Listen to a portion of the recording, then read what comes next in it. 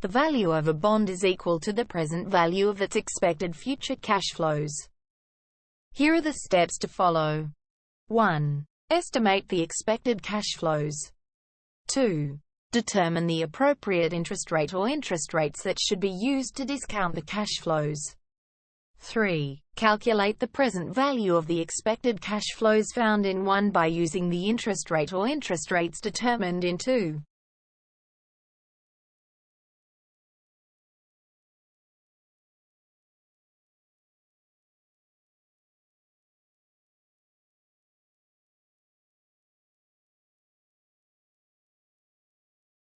The minimum interest rate that an investor should accept is the yield for a risk-free bond. For example, the rate of U.S. Treasury bills or Treasury bonds.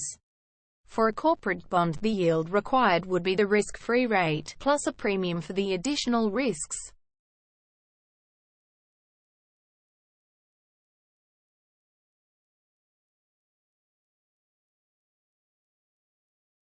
Let's go through an example. A bond matures in 5 years with a coupon rate of 4% and a maturity value of $1,000. Assume that the bond pays annually, and the discount rate is 3%. Calculate the value of the bond. First, let's draw a timeline and identify the cash flow for each year. There will be a $40 payout every year from the 4% coupon. In year 5, the bondholder will get the maturity value back plus the coupon, which is $1,000 plus $40, $1,040. Next, let's discount all the cash flows from year 1 to 5 using a 3% discount rate. Cash flow in year n will be divided by 1 plus 3% to the power of n.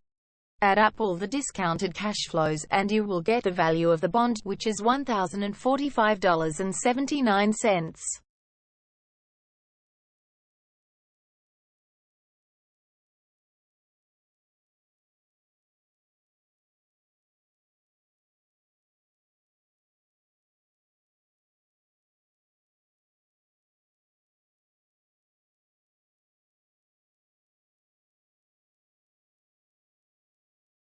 Let's recalculate the bond value using a discount rate of 6%.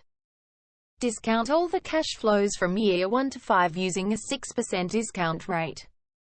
Add up all the discounted cash flows, and you will get the value of the bond, which is $915.75.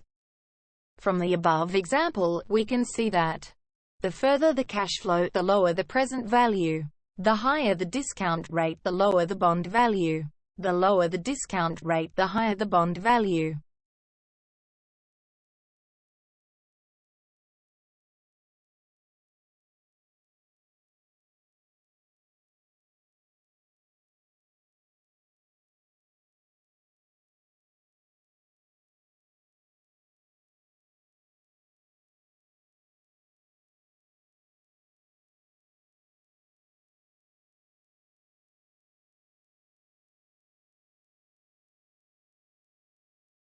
Bond's price changes as it approaches its maturity date.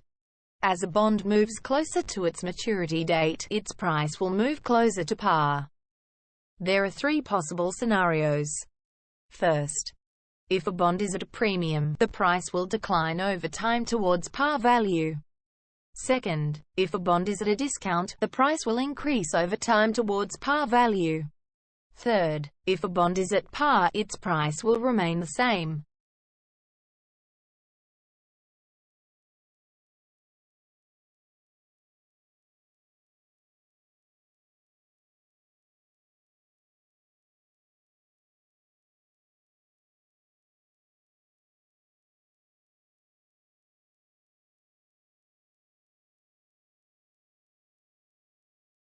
Let's redo the previous 5-year maturity bond example, and cut it down to 4 years.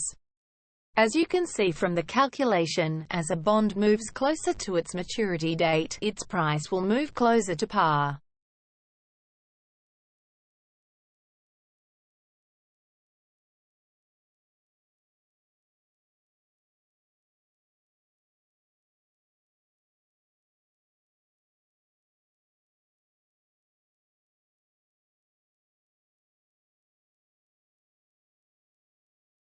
Both bond coupon rates and market rates can affect bond price.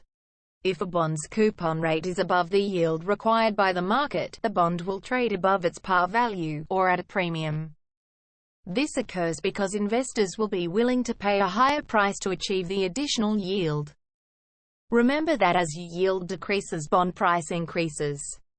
As investors continue to buy the bond, the yield will decrease until it reaches market equilibrium.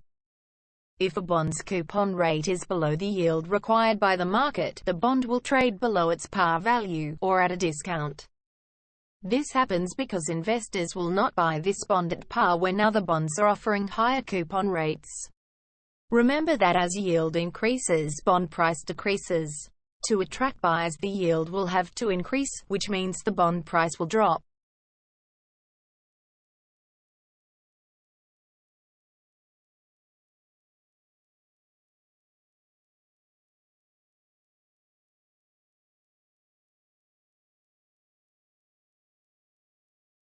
How do you know if a bond is over or undervalued?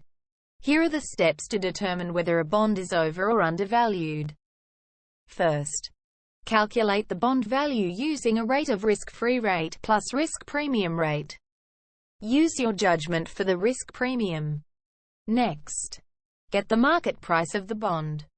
Then, compare the values from A and B. If A is more than B, then the bond is overvalued. In this case, you should sell it. If B is more than A, then the bond is undervalued. In this case, you should buy it.